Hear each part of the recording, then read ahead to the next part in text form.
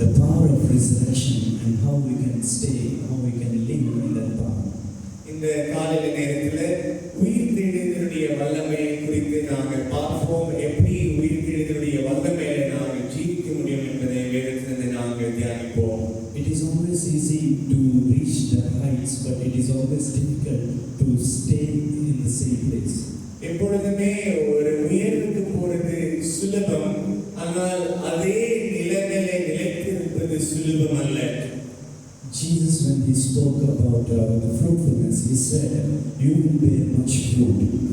இயேசு கிறிஸ்து சொன்னார், நீங்கள் அதிகமாக கனிகளை கொடுப்பீர்கள் என்று சொன்னார்.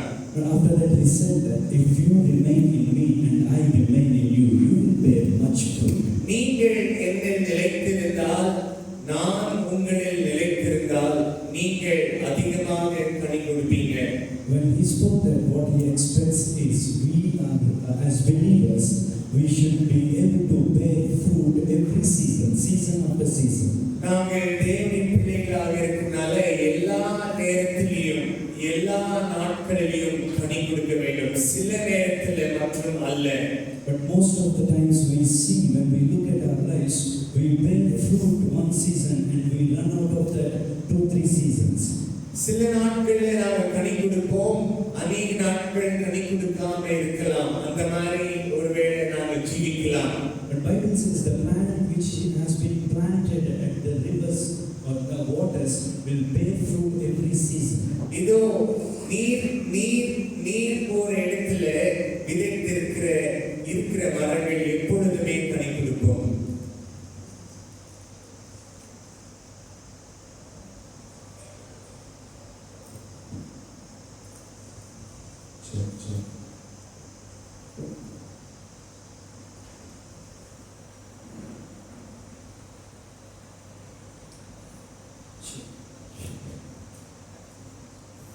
First time I'm using this.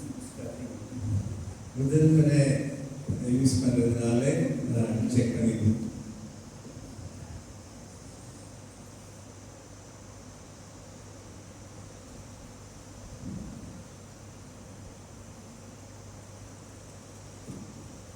Yeah, it is the power of resurrection that helps us to remain or to bear fruit season after season.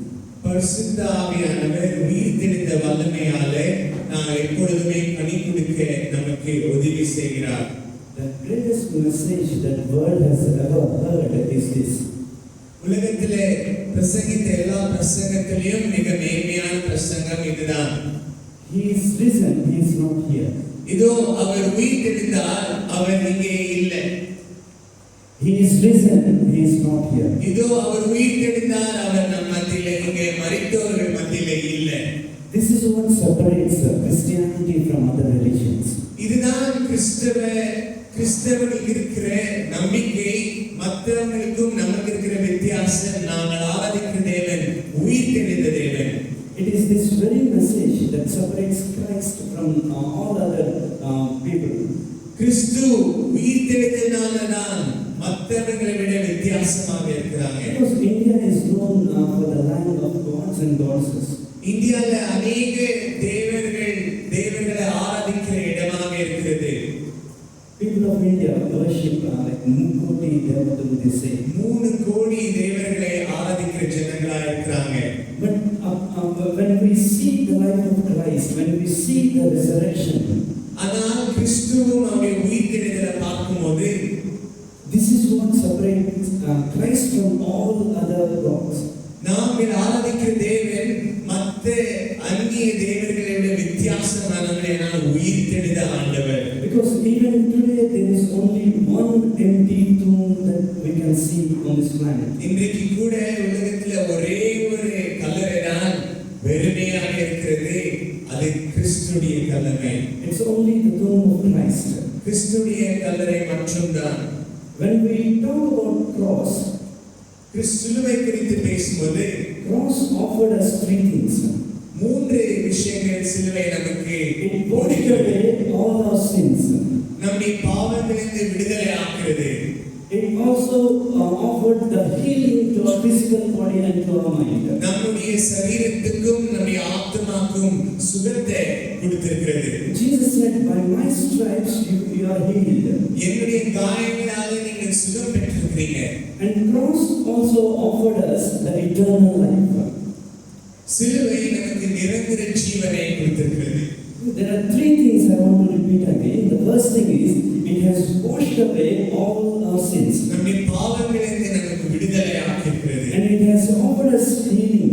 நமக்கு சுகம் கொடுத்திருக்கிறது. And it has also offered us eternal life. நமக்கு நித்திய ஜீவனை கொடுத்திருக்கிறது. This is all the promise that we have received. இது மூன்றும் தேவனிடம் பெற்றுக் கொண்டிருக்கிற வாக்குத்தத்தங்கள்.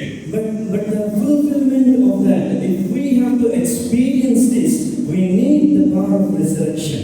இது மூன்றையும் நாங்கள் அனுபவிக்க வேண்டுமென்றால் உயிர்த்தெழுதலுடைய ஆண்டவருடைய வல்லமை நமக்கு தேவை. Because today we have gathered here to worship a living God. இன்றைக்கு நாங்கள் இங்கே ஆராதிப்பது ஜீவனுள்ள தேவனை. He died. Jesus died. இயேசு கிறிஸ்து மரித்தார். He was buried. Our கல்லறையிலே போடப்பட்டார். Kept in the tomb for 3 days. 3 நாள் கல்லறையிலே இருந்தார். But as he has said, ஆனால் வேதம் சொன்னபடி he rose again. அவர் சொன்னபடி அவர் உயிர்த்தெழுந்தார். He rose again with the power of resurrection. அவர் பரிசுத்த ஆவியின் வல்லமையாலே அவர் உயிர்த்தெழுந்தார். As his children, அவருடைய பிள்ளைகளாக God has offered the same power to us today.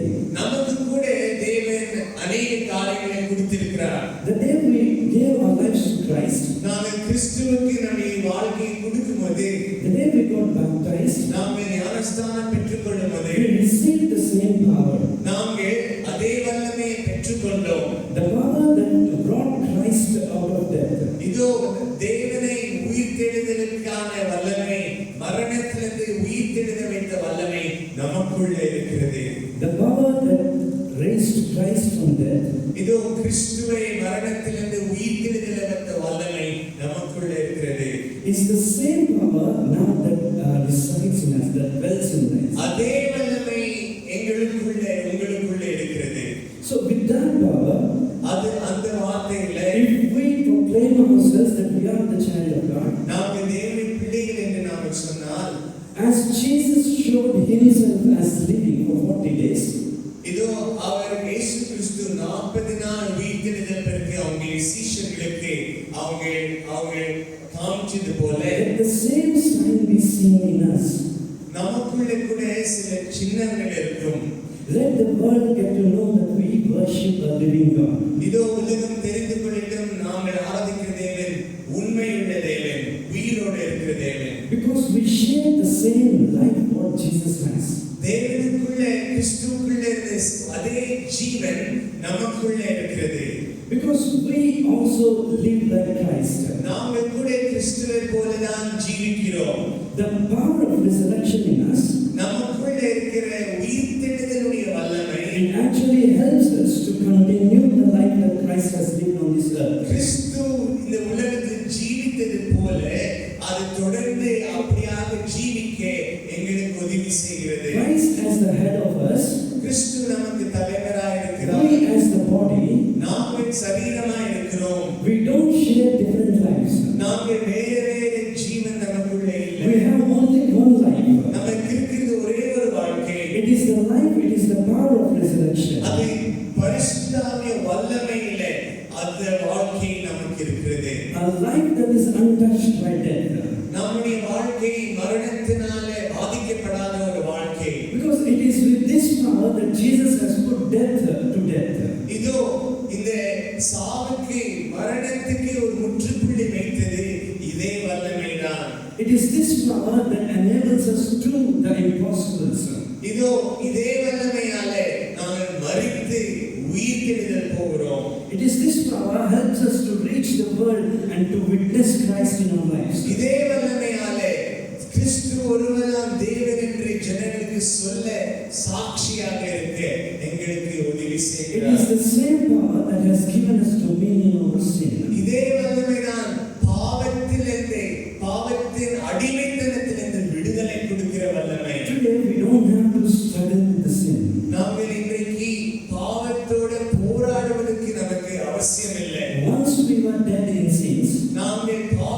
மரித்து and we struggle with that. ஒரு நாள் சில நாட்கள்ல நாம பாவத்துக்கு அடிமையாக இருந்தோம். But Christ has offered a dominion over sin. ஆனால் தேவனுடைய பிள்ளைகள் பாவத்துக்கு அடிமையாக இல்லை, அதை மீட்கொள்ள முடியும். This also helps us to soar like eagles. இதோ தேவதூதர்கள் விதைத்தது போல நாங்களும் கூட விதைக்க முடியும். A life that is untouched by the worries of this world. இதோ இந்த உலகத்தின் கவலைகளினாலே நாங்கள் பாதிக்கப்படவில்லை. It is the same power that has offered us to be seated with Christ in heaven. இதே வல்லமையானதான் ஒரு நாள் நாங்கள் கிறிஸ்துவோட பரலோகத்திலே நாங்கள் அமர்ந்திருப்போம், ஆராதிப்போம். If this is the life that Christ has offered to us through the power of resurrection, இந்த ஜீவன் நமக்கு கடவுள் பரிசுத்த ஆவியானுடைய வல்லமையிலே நமக்கு கொடுத்திருந்தால் there is no reason that we remain weak. நாங்கள் பலவீனமாக இருக்க அவசியம் இல்லை. There is no reason that we show reasons for our weakness. நமக்கு இருக்கிற சூழ்நிலைனால நெருக்கி போகிற மாதிரி பலவீனம் நமக்கு இருக்க அவசியம் இல்லை. Today if we are weak, it is by our choice. இன்றைக்கு நாங்கள் பலவீனமாக இருக்கிறோம்னால் அது நமக்கு நாங்கள் செய்த நம்மளால எடுக்கிற சில தீர்மானங்களால. Because if the power, if the life that what Christ has enabled, if that the same thing has been offered to us, there is no reason that we remain as powerless. இதோ கிறிஸ்துவிலே இருந்த பரிசுத்தாவிய வல்லமை நமக்குள்ள இருக்கும்போது நாங்கள் எப்படி பலவீனமாக இருக்க முடியும்? Today many believers or churches remain powerless. இன்னைக்கு அநேக சூழ்நிலையில அநேக சபைகள் வல்லமை இல்லாம ஒரு சூழ்நிலை இருக்கிறது. Because they look for comforts. ஏனால் அவங்க ஆறுதலை தேடி பார்க்கறாங்க. Churches are now filled with celebrations. இன்னைக்கு அநேக ஆராதனையில அநேக சூழ்நிலையில அநேக விதமான கொண்டாட்டங்கள் இருக்கிறது. We want more programs rather than prayer. அநேக programs நடக்குது, கம்மி prayer நடக்குது. We want to come front rather than to stay behind in prayer. முன்னே வர நாங்கள் ஆசைப்படுகிறோம், பின்னாடி இந்த ஜெபிக்கிற சபைகள் கம்மி. Billy Graham he made a statement saying that today churches or believers have replaced cross with comforts. இதோ பில்லி கிராம் இப்படியாக சொன்னாங்க, இதோ சபையில இருக்கிற மெம்பர்ஸ் சிலுவை இருக்கிற இடத்துல ஆறுதலை போட்டாச்சு. It is the one reason today we don't experience the experience that the first church had.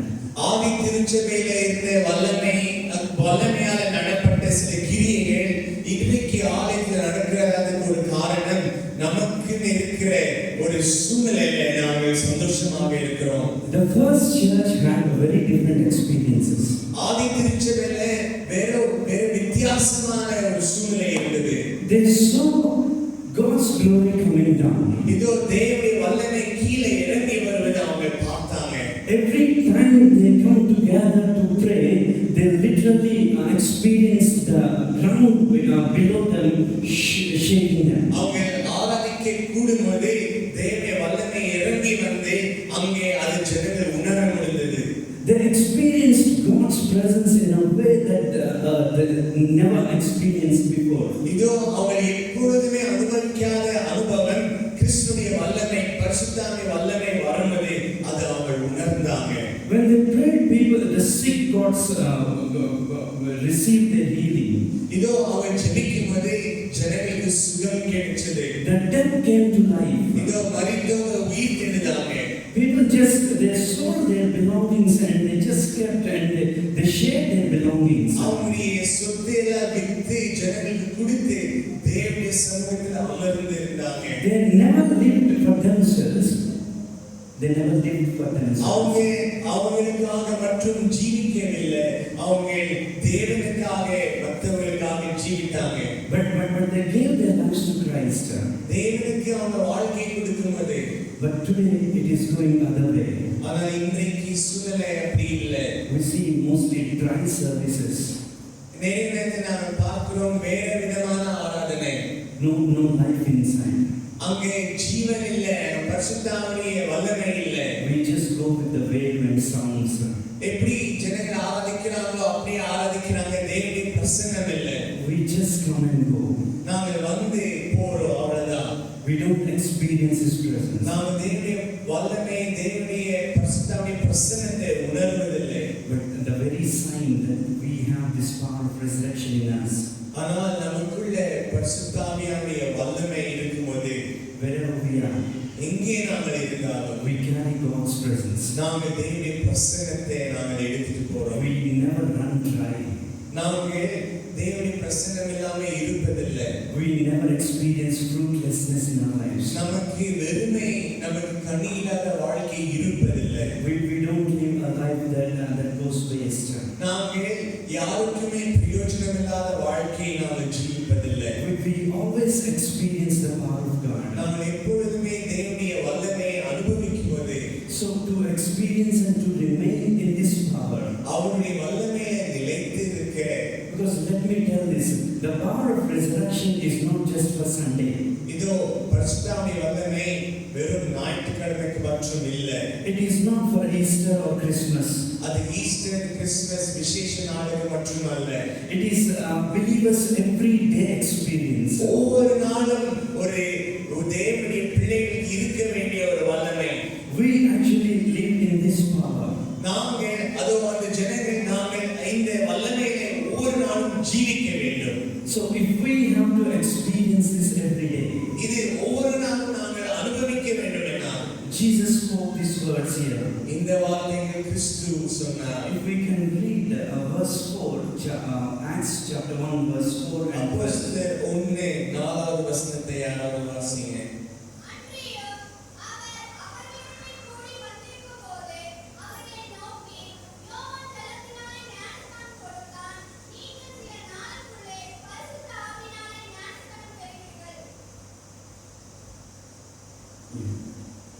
It says that do not leave Jerusalem.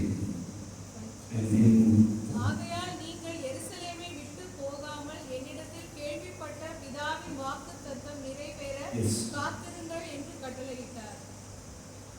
தேவனுக்காக காத்திருக்க கட்டளையிட்டார். So with this promise, Jesus told them to gather together without leaving Jerusalem. இதோ எருசலேமை விட்டு நீங்க போகாதீங்க, எனக்காக வல்லமைக்காக காத்திருங்க, பரிசுத்தாவிக்காக காத்திருங்க என்று சொன்னார். So they gathered in a place called the upper room. ஒரு ரூம்ல அனைவரும் கூடி இருந்தாங்க. If we can read in verse 12. 12வது வசனத்தை யாராவது வாசிங்க.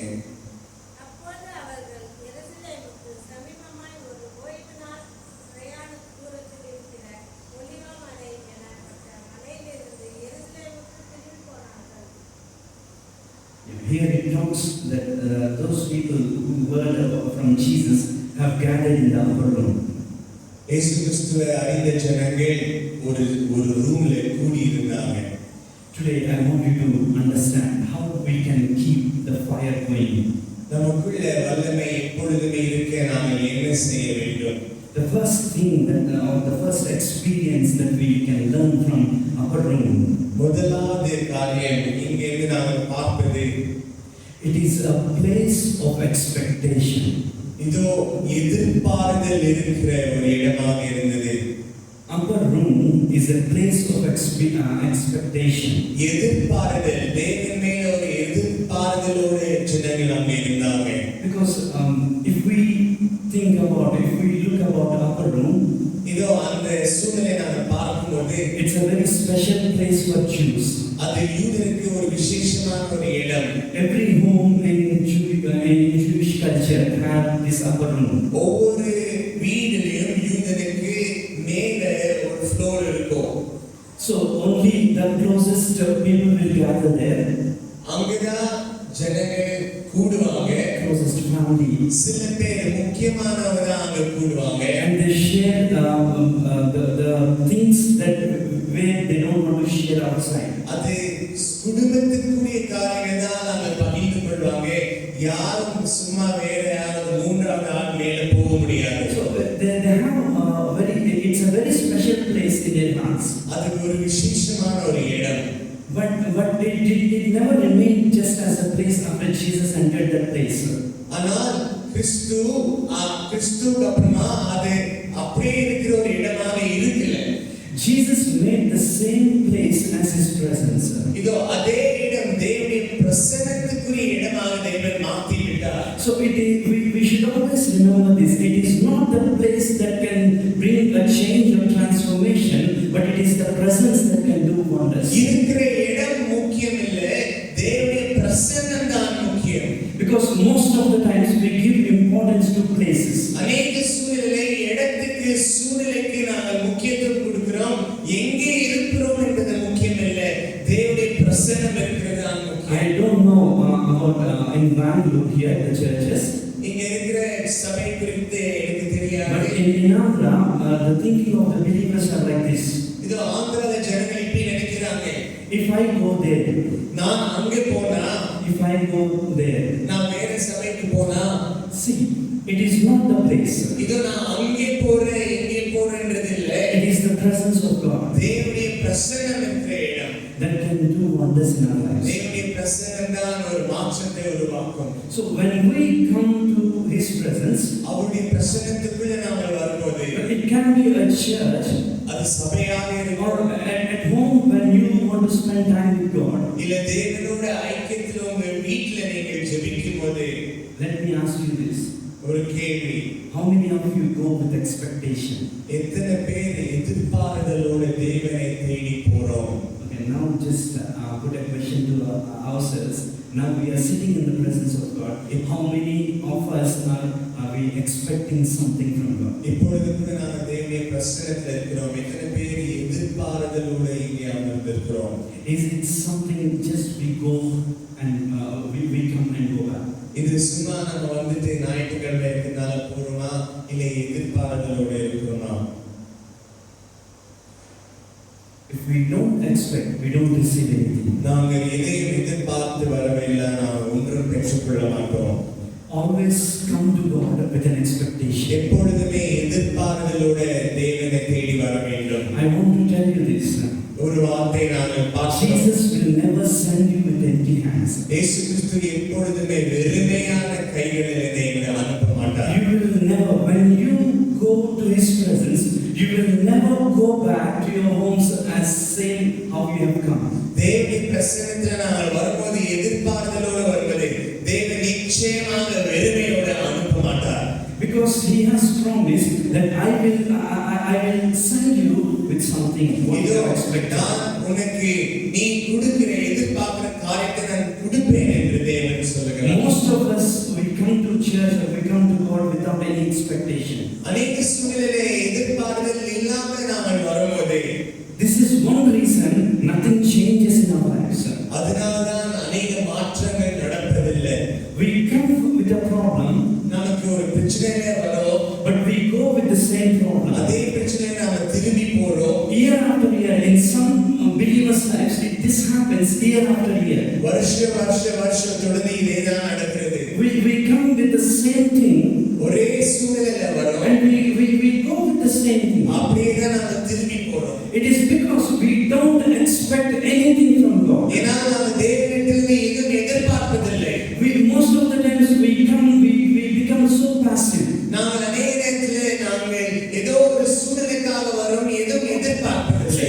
The problem with the passive believers are that the zeal, the passiveness will kill the zeal or the fieriness. இதோ நமக்கு இருக்கிற வாஞ்சை, நமக்கு இருக்கிற ஏக்கத்தை எல்லாம் கொலை செய்கிற மாதிரி எதையுமே இல்லாம தேவனுடைய சமூகத்தில் வருவது நாங்கள் ஒன்றும் பெற்றுக்கொள்வதில்லை. When Zacchaeus heard about Jesus, சக்கரையா தேவனை குறித்து தெரிந்து கொள்ளும்போது, that he was going from Jericho to Jerusalem, அவர் எரிகோ விட்டு எருசலேமுக்கு போகும்போது he had something in his heart. அவர் இதயத்தில் ஒரு ஏக்கம் இருந்தது. His desire is, I want to see Jesus. இதோ நான் கிறிஸ்துவை பார்க்க வேண்டும். He came there with an expectation. அவர் தேவனை எதிர்பார்த்ததோடு கிறிஸ்துவை பார்க்க அவர் வந்தார். There are thousands of people who are following Christ that day. ஆயிரம் ஜனங்கள் ஆயிரம் பேர் கடவுளை பின்பற்றாங்க. But nothing happened in their lives. ஆனால் அவங்களுக்கு ஒன்றும் நடக்கவில்லை. Because those who followed that day, ஆனால் ஏனால் அன்றைக்கு பின்ன போனவங்க, but the same people after some days asked Pilate to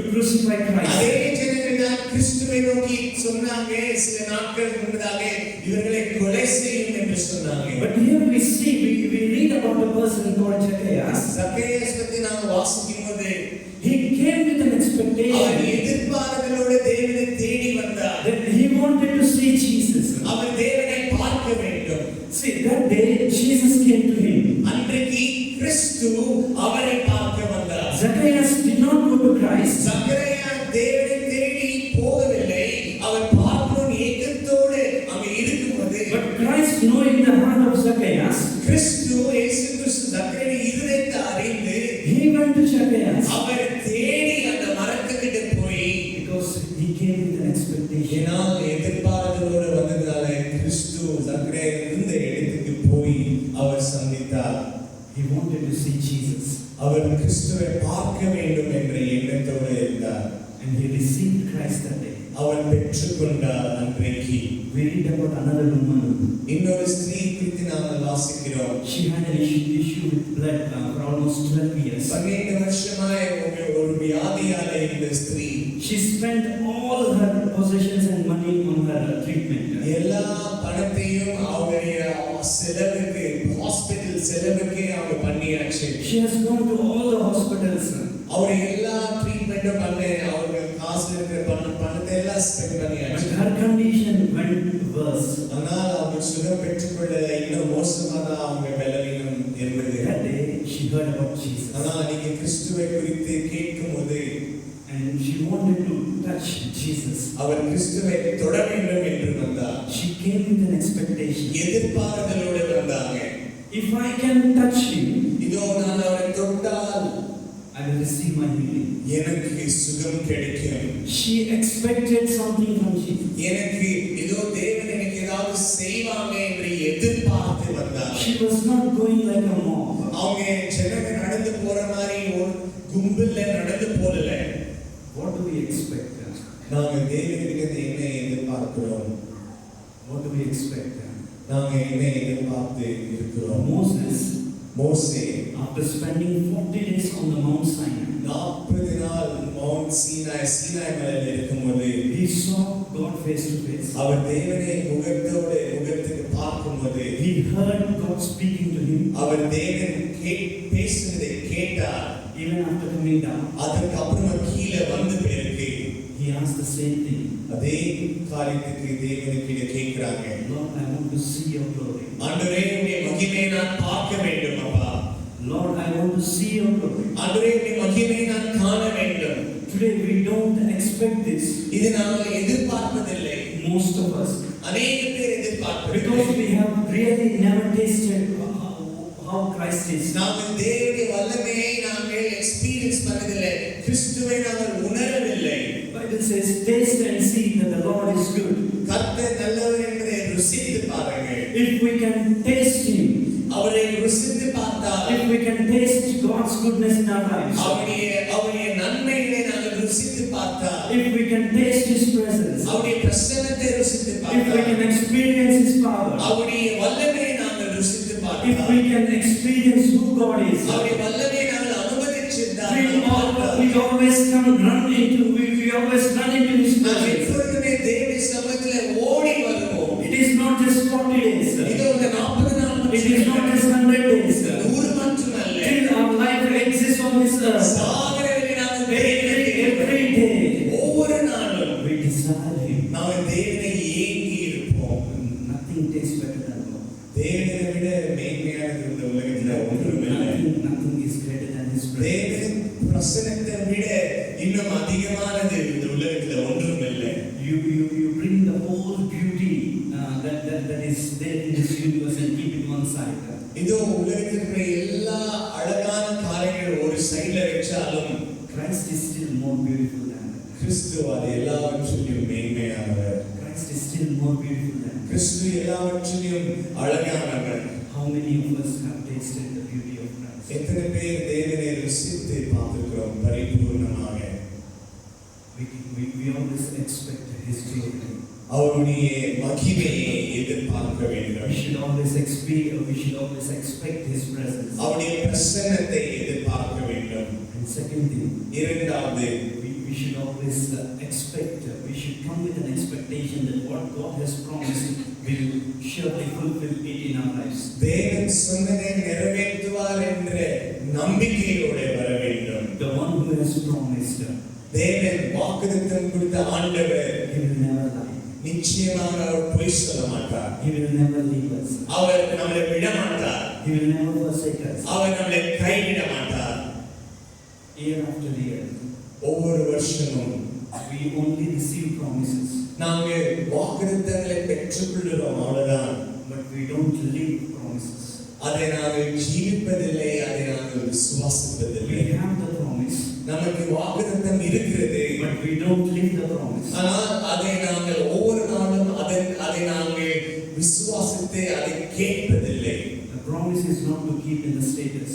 இதோ வாக்குத்தத்தம் நமக்கு ஜஸ்ட் ஒரு இடத்துல வைக்கிறதோ இல்லை ஸ்டேட்டஸ்ல வைக்கிறது இல்லை. It is not to keep in the Bible. அது பைபிள்ல வைக்கிறது இல்லை. I have a church member. எனக்கு ஒருத்தர் இருக்கிறாங்க. Every day he comes to church. ஒவ்வொரு நாளும் சபைக்கு வருவாங்க. He will read his promise. ஒவ்வொரு நாளும் வாக்குத்தத்தத்தை படிப்பாங்க. That is not enough. அது போதாது. Promise is to live. அதை நாங்கள் ஜீவிக்க வேண்டும். It's our life. அது நம்முடைய வாழ்க்கையாக இருக்க வேண்டும். And third thing, இன்னொரு காரியம், what we can expect from God. நாம் தேவனிடத்தில் என்ன எதிர்பார்க்க முடியும்? We can expect deliverance, or we can expect answers to our prayers. தேவனிடத்தில் விடுதலையும் ஜெபத்துக்கு பதில் நாங்கள் எதிர்பார்த்து வர வேண்டும். No matter what you are going through, நீங்க என்ன சூழ்நிலையில இருந்தாலும், no matter how big the problem is, எவ்வளவு பெரிய பிரச்சனை இருந்தாலும், no matter how your life has gone down, எவ்வளவு வாழ்க்கை கீழே போயிருந்தாலும், come with an expectation தேவனை எதிர்பார்த்து வாங்க. that God can bring deliverance. கர்த்தர் விடுதலை கொடுக்க God முடியும். can give you victory over every situation. கர்த்தர் வெற்றியை கொடுக்க முடியும். Come to God with an expectation. தேவனுடைய சமூகத்திலே எதிர்பார்த்தலோடு வாங்க. That is what the upper room teaches us. அதுதான் அன்றைக்கு நடந்த சூழ்நிலை நமக்கு போதிக்கிறது. The second thing, இரண்டாவது, it's a place of encounters. அது தேவனை சந்தித்த இடமாக இருக்கிறது. Upper room is a place of encounter. அந்த ரூம் தேவனோட ஐக்கியத்திலிருந்து சந்தித்த இடமாக இருந்தது. Because it has turned out to be a place of prayer. அது ஜெபவீடாய் மாறினது. Earlier people used to meet for tea or coffee. அங்கே ஜனங்கள் சாப்பிடவும் உண்ணவும் வந்தாங்க, ஆனால் இப்பொழுது ஜெபிக்க வந்திருக்கிறார்கள். Earlier Jewish families used to meet to discuss some important matters. அப்பொழுது ஜனங்கள் பேச வந்தாங்க, இப்போ ஜெபிக்க வந்திருக்கிறார்கள். But now it has turned out to be a place of prayer. அது ஜெபவீடாய் மாறிடுச்சு. Where Christ will encounter us. அங்கே தேவன் நம்மை சந்திப்பார். There are two encounters that we read in the Bible. ரெண்டு விஷயங்களை நாம் The பார்க்கிறோம். first time when Jesus encountered his disciples, முதல் முறை கிறிஸ்து அங்கே சீஷர்களை சந்திக்கும் போது all the disciples were in fear. அவங்க பயத்துல இருந்தாங்க.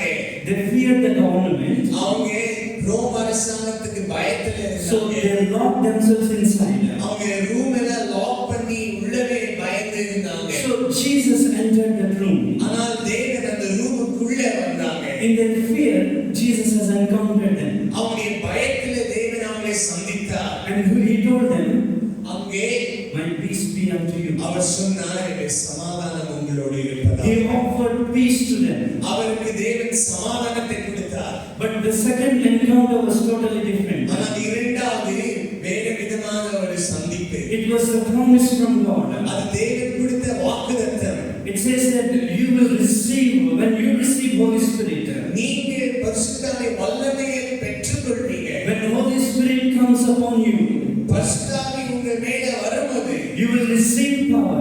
நீங்கள் வல்லமையை So பெற்றுக்கொள்வீங்க. the second encounter we see in Acts chapter 2. இரண்டாவது வல்லமை, இரண்டாவது காரியம் அப்போஸ்தலர் 2ல நாம பார்க்கிறோம். Verses 1 and 2. 1-2ல நாம வாசிக்கிறோம்.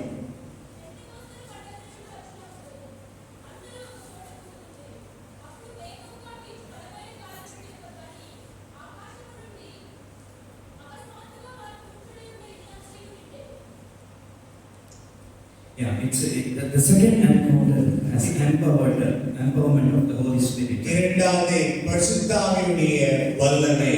See, this is what helps us to live like Christ on this earth. இது நாங்கள் உலகத்தில் ஜீவிக்க நமக்கு பரிசுத்த ஆவியுடைய வல்லமை தேவை. If we don't have these encounters, இந்த ஒரு எக்ஸ்பீரியன்ஸ் நமக்கு இல்லைன்னா we grow weak.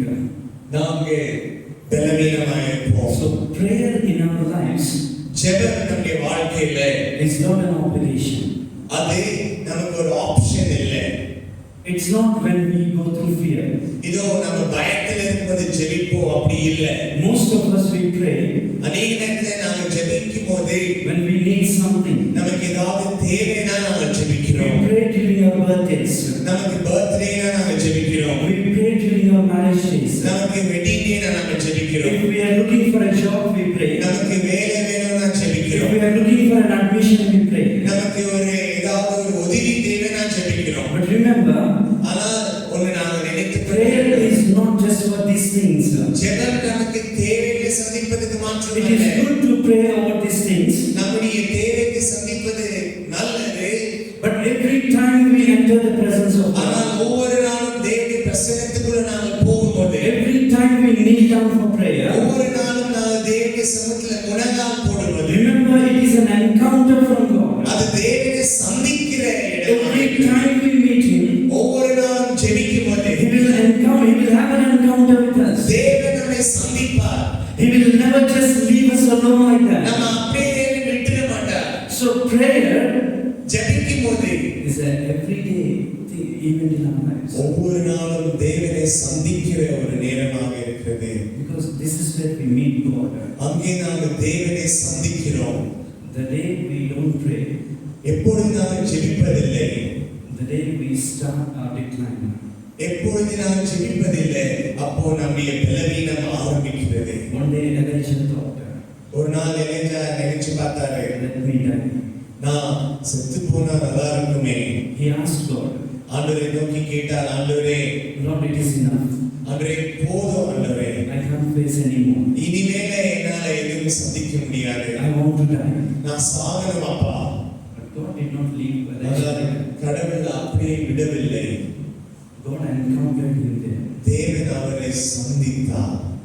Every encounter matters in our lives. ஒவ்வொரு நாளும் தேவனை சந்திக்கிறது நமக்கு முக்கியமாக இருக்கிறது. In Acts chapter 2, அப்போஸ்தலர் 2 verse 41, 41 நாம் பார்க்கிறோம். we see what happens when God encounters. எங்கே அங்கே என்ன நடக்குதுன்னு பார்க்கிறோம். 41 யாராவது வாசிங்க. அப்போஸ்தலர் 2:41. அவருடைய வார்த்தையை சந்தோஷமாய் ஏற்றுக்கொண்டவர்கள் நேர்த்தல் பெற்றார்கள். அன்றைய தினம் ஏறக்குறைய 3000 பேர் சேர்ந்து கொள்ளப்பட்டார்கள். When God encountered the church, 3,000 people were saved. 3000 பேரும் ஞானஸ்தானம் எடுத்து தேவனுக்கு ஒப்பு கொடுத்தாங்க. தேவன் சந்திக்கும் போது It's not a simple thing. அது சாதாரணமான ஒரு காரியம் அல்ல. 3,000 lives were transformed on the same day. 3000 வாழ்க்கைகள் ஒரே நாள் மாற்றப்பட்டது. After some verses, we read 5,000 people were saved. அதுக்கப்புறமா 5000 பேர் தேவனை தெரிந்து கொண்டாங்க. In chapter 4, verse 31, 4:31 நாம் பார்க்கிறோம்.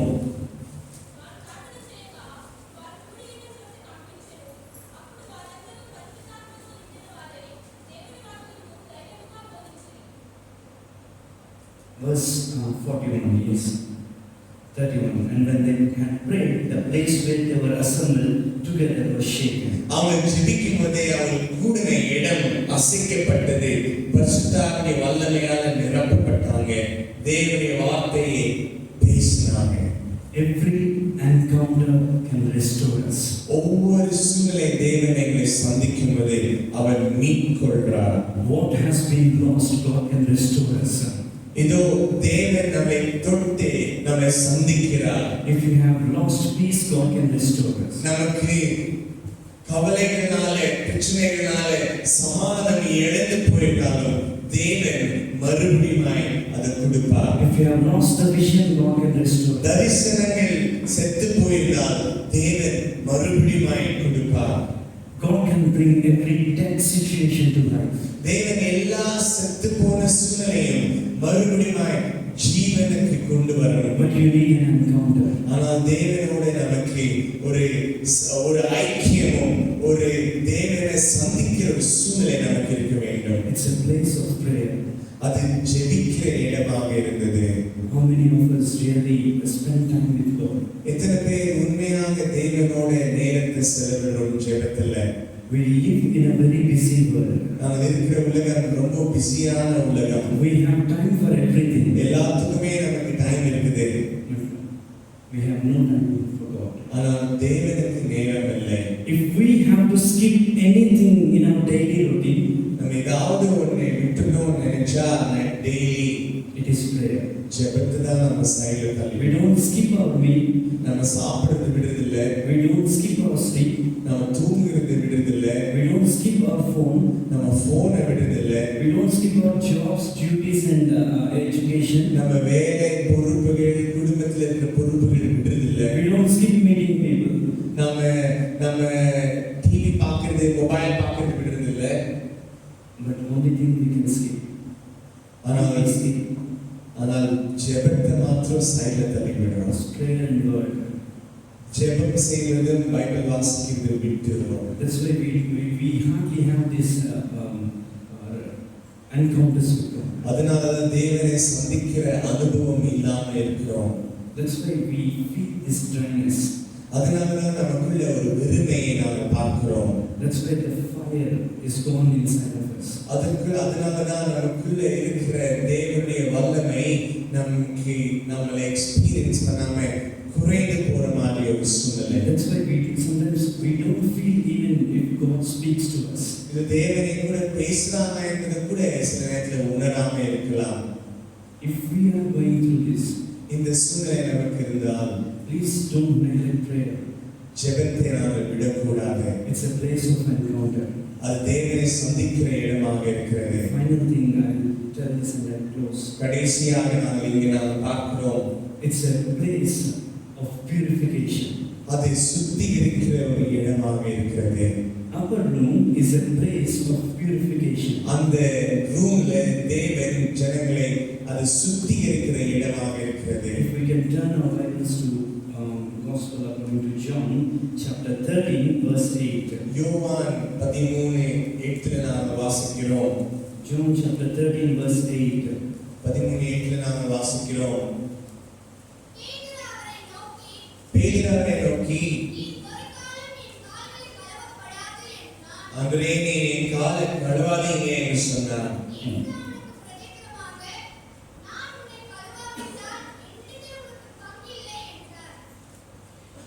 We see that in the upper room, before Jesus was crucified, he got up from the meal and he started washing the feet of Jesus. அந்த ரூம்ல கிறிஸ்து ஜனங்களுடைய கால்களை கழுவின ரூமாக இருந்துச்சு. சில நாட்களுக்கு முன்பதாக he started washing all the 12 feet of all 12 disciples. அந்த ரூம்ல ஜனங்கள் சீஷருடைய கால்களை கழுவுவது பேதுரு சொல்றார். But when he came to Peter, பேதுரு இப்படியாக சொல்றார். he says this, Jesus, you shall never wash my feet. ஆண்டவரே என் காலை நீங்க கழுவவே கூடாது ஆண்டவரே. Then Jesus said, அப்ப கடவுள் சொல்றாங்க, if I do not wash, நான் காலை கழுவலனா you have no part with me. உனக்கு என்னோட சம்பந்தம் இல்லை. Listen to these words carefully. இதோ கவனமாக கேளுங்க. If I don't wash your feet, நான் உங்களை சுத்திகரிக்கலனா you will have no part with me. உனக்கு என்னோட பங்கு இல்லை. So purification is very important in our lives. சுத்திகரிக்கப்படுவது கிறிஸ்துவின் வாழ்க்கையில ரொம்ப முக்கியமானது. Because if we are not purified, நாம சுத்திகரிக்கப்படவில்லைனா we have no place in Jesus. தேவனோட நமக்கு பங்கு இல்லை. We don't share anything with Christ. தேவனோட நமக்கு ஐக்கியம் இல்லை. The promise for a believer தேவன் கொடுக்கிற வாக்குத்தத்தம் is to be seated with Christ in heavenly places. இதோ தேவனோட பரலோகத்திலே அமர்ந்திருக்க கொடுக்கிற It வாக்குத்தத்தம். means that we have an opportunity to share everything what Christ shares. கிறிஸ்துவுக்கு இருக்கிற எல்லா பாக்கியமும் உரிமையும் உங்களுக்கு கூட இருக்கிறது. Now we have the authority to share the life of Christ. இதோ தேவன் கிறிஸ்துவுக்கு இருக்கிற ஜீவ ஜீவன் நமக்குள்ள இருக்கிற அதிகாரம் இருக்கிறது. What he has done and how he has lived, now we too can live. அவர் வாழ்ந்தபடி நாங்களே வாழ எங்களுக்குள்ள வல்லமையும் பரிசுத்த ஆவியானவர் That's இருக்கிறார். what Jesus said. அதனால கிறிஸ்து சொன்னார், You will do greater things என்னை விட அதிகமான மேன்மையான காரியங்கள் நீங்க செய்வீங்க. because we are empowered with Holy Spirit. ஏனால் பரிசுத்த ஆவியானவர் நம்மளோட The இருக்கிறார். Holy Spirit dwells inside of us. பரிசுத்த ஆவியை நமக்குள்ள வசிக்கிறார். Now we too have no limits நமக்கு எந்த விதமான லிமிட்டேஷன் இல்ல. because it is not our greatness, அது நம்மளுடைய வல்லமை it இல்லை, is not our own strength, நம்மளுடைய நிலைமை இல்லை. but it is the strength of the Holy அது Spirit. தேவனுடைய It வல்லமை. is the power of the Holy Spirit. பரிசுத்த ஆவியுடைய When வல்லமை. we have His power, இந்த வல்லமை நமக்குள்ள இருக்கும்போது we have access to the life. நமக்கு அநேக காரியத்துக்கு நமக்கு கதவு திறந்திருக்கிறது. That's why Jesus says, அதனால தேவன் சொல்றார், if I do not wash, நான் உங்களை கழுவலைனா you will have no place in me.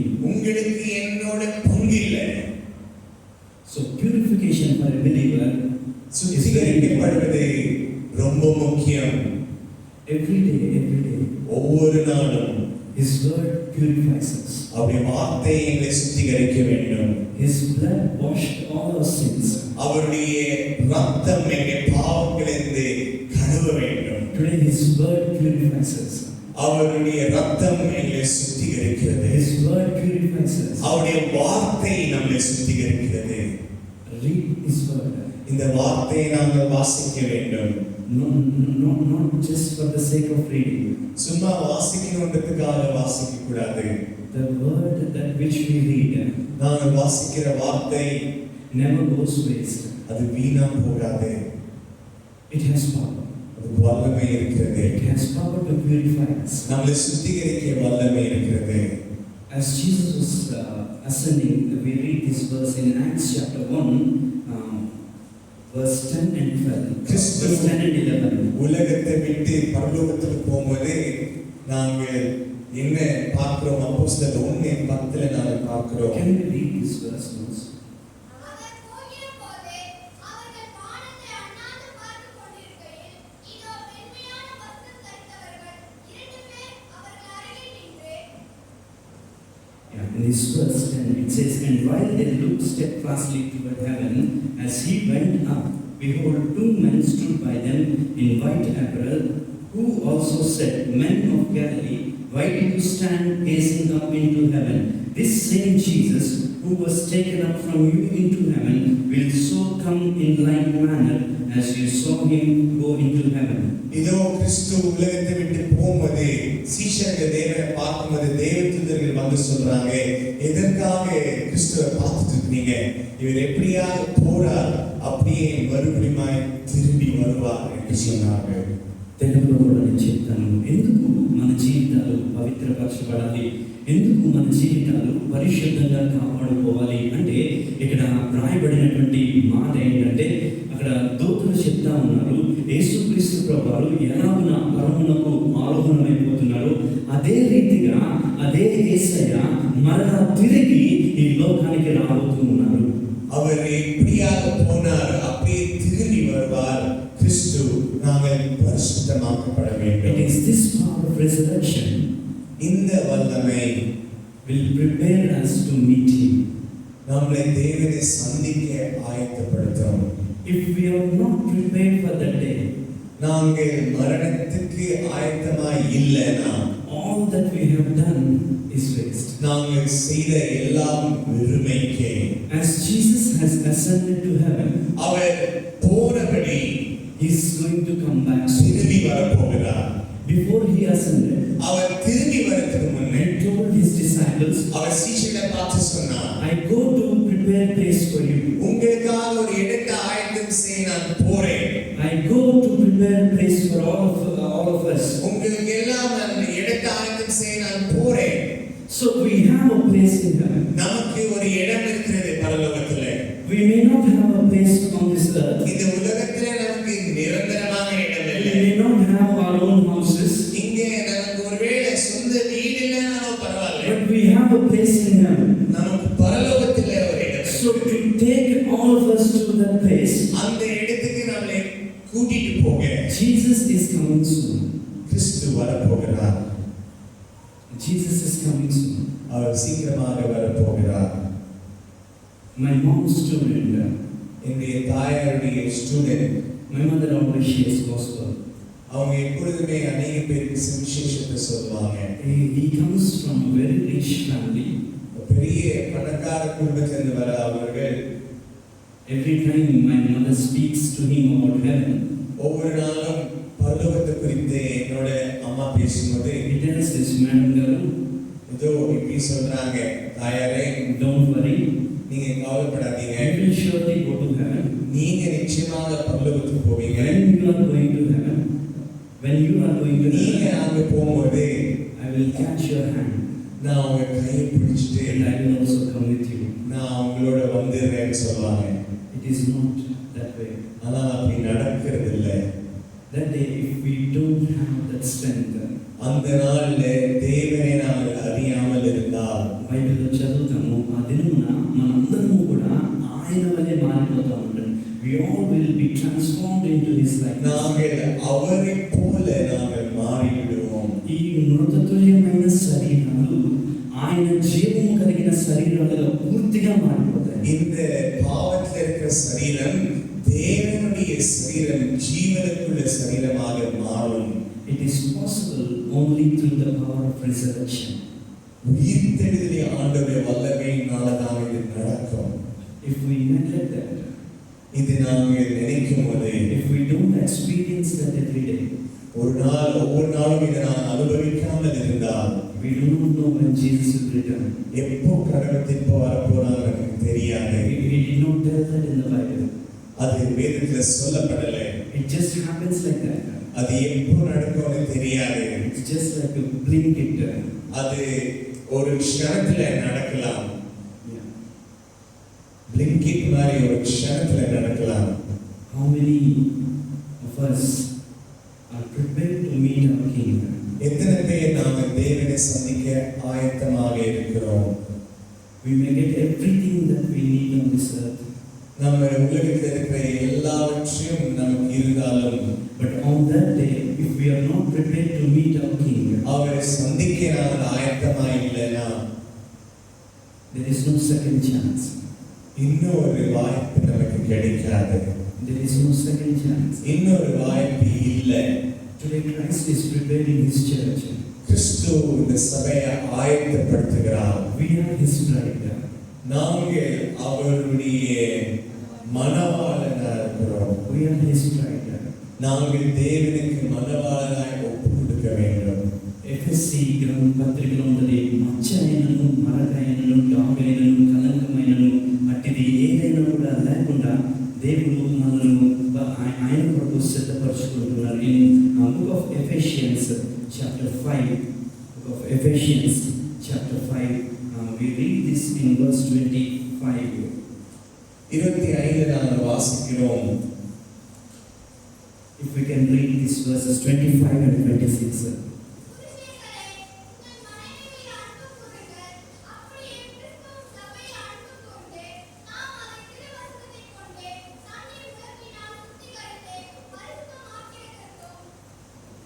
இதோ கிறிஸ்து, It says that he might sanctify and cleanse her with the washing of water by the word. இதோ கிறிஸ்து நம்மை அவர் சுத்திகரித்து ஜலத்தினாலே வார்த்தையால சுத்திகரித்து ஆயத்தப்படுத்துகிறார். That he might present her to himself a glorious church, not having spot or wrinkle or any such thing, but that she should be holy and without blemish. இதோ அவர் சுத்திகரித்து அவருக்கென்று அவர் ஒப்பு கொடுக்க மகிமைக்கு தேவன் நமக்குள்ளே எந்த ஒரு பாவம் இல்லாதபடி பரிசுத்தமான பாத்திரமாய் ஒப்பு கொடுக்க அவர் சுத்திகரித்துக் கொண்டிருக்கிறார். Remember, once we were dead in our sins and trespasses, நம்முடைய பாவத்திலே நாம் மரித்து போயிருந்தோம். we have lost all the glory, நம்முடைய மகிமையை இழந்து we போனோம். have lost his presence, அவருடைய பிரசன்னத்தை இழந்து we have போனோம். lost all the beauty, அவருடைய தேவன் கொடுத்த அழகை இழந்து போனோம். we have gone far from God. தேவன் same people that God has encountered again. ஆனால் தேவன் நம்மை சந்திக்கும் போது It is to the same people that God has promised His presence. இதோ தேவன் நம்மை நமக்கு வாக்குத்தத்தம் கொடுத்து இது எல்லாவற்றையும் கொடுக்கும்படியாய் And வாக்குத்தத்தம் it கொடுத்திருக்கிறார். is to the same people He is preparing to Himself as a glorious church. இதோ விழுந்து போன நாங்கள் நம்மை தான் தேவன் தொட்டு மறுபடியுமாய் அவர் சேர்த்துக் கொள்கிறார். This is a very powerful word. It says He might present her to Himself a glorious church. அவர் திருச்சபையை அவருக்கென்று மகிமையான சபையாக அவர் ஏற்றுக்கொள்ளும்படியாய் கொடுக்கும்படியாய் அவர் கிரியை செய்கிறார். He wants to present us to Himself. உங்களை அவருக்கென்று அவர் கொடுக்கும்படியாய் அவர் கிரியை செய்கிறார். Not in our sins, நம்முடைய பாவத்துல இல்லை, not in our dirt, நம்முடைய அழுக்குல இல்லை, not in our old life, நம்முடைய பழைய வாழ்க்கையில இல்லை, but in His glory. ஆனா அவருடைய மகிமையில, In His glory, அவருடைய மகிமையில, as a glorious wife, ஆனா அவருக்கு பரிசுத்தமான மகிமையான மணவாளியாக as a glorious church, பரிசுத்தமான மகிமையான திருச்சபையாக to be seated on the throne இதோ தேவ சிம்மாசனத்தில் அமர்ந்திருக்க, along with Christ. அவரோடு இருக்க, What a glorious moment. எவ்வளவு மேன்மையான ஒரு நேரம். This is possible இது நடக்கும் only through the power of resurrection. பரிசுத்தாவியானுடைய வல்லமையால் மட்டும்தான். If we neglect this, இந்த வல்லமையை நாங்கள் நிராகரிச்சோம் என்றால், if we neglect this life, இந்த வல்லமையை நாங்கள் பெற்றுக்கொள்ளாமல் இருந்தால், we will never able to meet Him. நாங்கள் தேவனுடைய சமூகத்தில் பிரவேசிக்க முடியாது. It's a glorious moment that it is preparing us. அது நமக்குள்ள தேவன் கொடுத்திருக்கிற மேன்மையான காரியம். This is why purification is very important for a believer. அதனாலதான் பரிசுத்தமாக்கப்படுவது ரொம்ப முக்கியமானது. Let the upper room be our everyday experience. இதோ இந்த ரூம் நம்ம அனுதின வாழ்க்கையில அனுபவமாக இருக்கட்டும். Every day expect. ஒவ்வொரு நாளும் தேவனை எதிர்பார்த்து இருக்க வேண்டும். Don't come to God without expectation. தேவன்கிட்ட வருவதை எதிர்பார்த்தல் இல்லாம வரக்கூடாது. And every day we need to be empowered with the Spirit. ஒவ்வொரு நாளும் தேவனுடைய வல்லமையால நிரப்பப்பட வேண்டும். பிரசன்னத்தை உணர வேண்டும். With the power of the Holy Spirit. அவருடைய பரிசுத்த ஆவியுடைய வல்லமையால. And every day we need to be purified. ஒவ்வொரு நாளும் நாம் சுத்திகரிக்கப்பட வேண்டும். Because it says that. இதோ சொல்லுகிறது, not having spot. இதோ எனக்குள்ள எந்த ஒரு அழுக்கும் இருக்கக்கூடாது. ఒక మచ్చైనను మరకైనను కలంకమైనను ముడతైనను అట్టిది ఏది కూడా లేకుండా దేవుడు మనందరినీ కూడా తనతో ఉండడానికి సిద్ధపరచుకుంటాడు. சின்ன பாவம் கூட நம் மத்தியில் இல்லாம சுத்திகரித்து எடுத்துக்கொள்ள தேவன் விரும்புகிறார். ఇట్టి గొప్ప దేవుని కృప దేవుడు మనందరికీ కూడా అనుగ్రహించుగాక. இந்த மேன்மையான தேவனுடைய கிருபையை நம் அனைவருக்கும் தேவன் கொடுப்பாராக. మోకరించినట్లయితే let's all close our கண்களை மூடி நாங்கள் ஜெபத்திலே take few moments. சில நேரம் தேவனுடைய சமூகத்தில் God has offered us கர்த்தர் நமக்கு இந்த நேரத்தை கொடுத்திருக்கிறார். the very power இதோ இதே வல்லமை that raised Christ from death. கிறிஸ்துவை உயிர்த்தெழுத வைத்த வல்லமை. It is the same power that dwells in us. அதே வல்லமை நமக்குள்ள இருக்கிறது. If we want to remain weak, நாங்கள் தேவனுக்குள்ள இருக்கணும்னா it is by our choice. நம்மளுடைய சாய்ஸ், நம்முடைய தீர்மானத்தினால. But God never expects this from us. கிறிஸ்து நமக்கிட்ட எதிர்பார்ப்பது, He gave us the same life. இதே வாழ்க்கையை தேவன், The life that Christ lived on this earth. நமக்கு இந்த உலகத்தில் தேவன் கொடுக்கும்படியாய் He promised the Holy Spirit. தொடர்ந்து நாங்கள் தேவன் நம்மை நடத்துவாராக. ప్రార్థన చేసుకున్నాం, అందరూ కూడా ప్రార్థన చేసుకున్నాం. ஜெபிக்கிற நேரத்தில் நாங்கள் அனைவரும் let us have the experience of our room. கர்த்தருடைய பிரசன்னத்தை நாங்கள் உணரும்படியாய் They had encounters with God.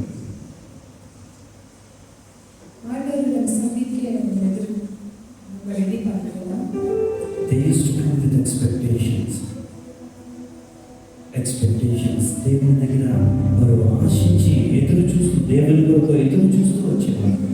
ஆண்டவர் நமக்கு ஏதாவது ஒரு செய்யணுன்ற ஒரு எதிர்பார்ப்போட நம்ம அனைவரும் ஆயத்தப்படுவோம். It's a place of purification. இது ஒரு நம்மளே பரிசுத்தமாக்க ஒரு நம்மளே பரிசுத்தமாக்கி நம்ம ஆண்டவரை சந்திக்க நம்ம இருக்கோம். To live a holy and acceptable lives. ஆண்டவருடைய பார்வையில நம்ம பரிசுத்தமாக இருக்கணும். பரிசுத்த ஒரு யூஸ்ஃபுல்லாக நம்ம இருக்க ஒரு வெசலாக మనందరం కూడా పరిశుద్ధంగా యోగ్యంగా జీవించేటువంటి గొప్ప దేవుడు మనకు అనుగ్రహించాడు. நம்ம வாழ்க்கை அனுதினமும் பரிசுத்தமாக்கி தினமும் ஒரு ஆண்டவருடைய பார்வையில ஒரு நல்ல மகனாக நம்ம வாழணும். ఒక్క నిమిషం అందరూ ప్రభువుని అడుగుదాం. ప్రభు అలాగున నేను జీవించడానికి మీరు నాకు సహాయం చేయండి అని అడుగుదాం. இந்த மாதிரி ஒரு வாழ்க்கை நான் வாழ எனக்கு உதவி செய்யுமாப்பா. இந்த நேரத்துல இது நம்ம எல்லாரும் கேட்போமா? నీ సన్నిధిలో జీవించే కృప, உங்களுடைய பிரசன்னத்துல வாழ்ற ஒரு வாழ்க்கை, నీ శక్తితో జీవించేటటువంటి కృప, உங்களுடைய பலன் கொண்ட ஒரு வாழ்க்கை எனக்கு தேவை அப்பா. ఆ పునరుద్ధానపు అనుభవాన్ని నేను ప్రతిదినము కూడా అనుభవించాలని, அந்த உயிர்த்தெழுதலின் ஒரு அனுபவம், அந்த பலன், அந்த ஒரு சக்தி என்னோடத்துல நிரப்பமாப்பா. இந்த நேரம் దేవుని చేత ప్రతి దినము కూడా నేను తాకబడుతూ దర్శించబడుతూ ஒவ்வொரு தினமும் நீர் என்னை சந்திக்க வேண்டும். ஒவ்வொரு தினமும் நான் உங்களை எதிர்பார்க்கிறேன் என்று ஒரு வாஞ்சையோடு நம்ம அனைவரும் அந்த வாழ்க்கையை வாழலாம். మన ఆలోచన, మన తలంపు, మన చర్య, మన క్రియ, మన ప్రతి అడుగులో పరిశుద్ధంగా ప్రభు కొరకు జీవించగలిగేటటువంటి గొప్ప కృప దేవుడు మనకు అనుగ్రహించినట్లు ప్రభువుని అడుగుదాం. நம்ம ஆலோசனை, நம்ம நடவடிக்கை, நம்ம பேசுறது, நம்ம பண்றது எல்லாம் கிரியையும் பரிசுத்தமாக இருக்க உதவி செய்யணும். ఈరోజు ఏ స్థితిలో ఉన్నా దేవుడు మనల్ని దర్శించబడాలి. எந்த ஒரு ஸ்திதி, எந்த ஒரு நிலைமையில இருந்தாலும் ஆண்டவர் இந்த நேரத்துல ஆண்டவர் சந்திக்க போகிறார். నువ్వెంత నలిగిపోతూ ఉన్నా, இந்த நேரத்துல ஒன்னே ஒண்ணு நம்ம నువ్వెంత దుఃఖంలో ఉన్నా, ஆண்டவர் நம்ம மத்தியில நம்ம எதிர்பார்க்க வேண்டும். నీకు ఎంత దూరం అయిపోయినా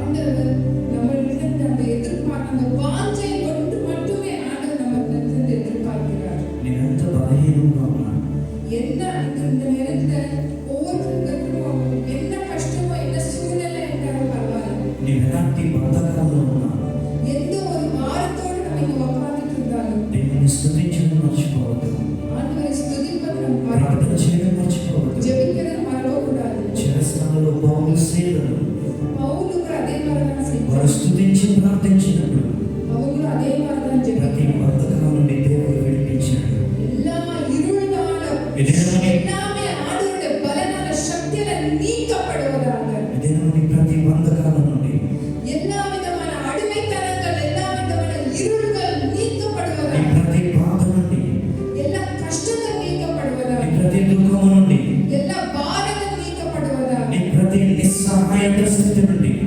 எதுவுமே செய்ய முடியல என்ற ஒரு அந்த சூழ்நிலை నీ நீக்கப்படுவதாக. ప్రతి నిరాశలో, எல்லா விதமான எல்லா சோர்வுகள் నీ நீக்கப்படுவதாக. ప్రతి నిస్పృహలో, எல்லா விதமான கசப்புகள் நீக்கப்படுவதாக. నువ్వేమి చేయలేనటువంటి పరిస్థితులు எதுவுமே செய்ய முடியல என்ற அந்த சூழ்நிலை கூட ஆண்டவர் நீக்க போகிறார். పునరుద్ధానపు శక్తి ద్వారా உம்முடைய உயிர்த்தெழுதலுக்கு அந்த சக்தியான దేవుడు అద్భుతాలు చేయబోతున్నాడు. அற்புதம் செய்கிறார். ఆది సంఘంలో దేవుడు చేసిన గొప్ప కార్యాలు, ஆதி சபையில செஞ்ச அதே மாதிரி ஆண்டவர் இந்த நேரத்திலும் ఆయన செய்ய చేసిన ఆశ్చర్య కార్యాలు அற்புத காரியங்கள் ஆண்டவர் செய்ய ఇదే నీ జీవితంలో, நம்மளுடைய வாழ்க்கையில నీ ஆண்டவர் కుటుంబంలో, இந்த நேரத்துல ஆண்டவர் నీ సంఘములో நம்ம சபையில ஆண்டவர் దేవుడు చేయబోతున్నాడు. செய்ய போகிறார்.